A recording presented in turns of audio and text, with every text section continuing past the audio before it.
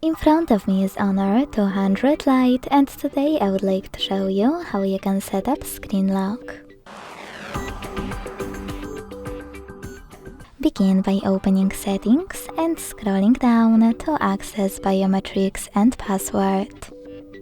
Then tap on Lock Screen Password and tap on Change Unlock Method to pick a perfect one for you. Then create it and repeat it to confirm it. When you finished, select Done at the bottom right corner.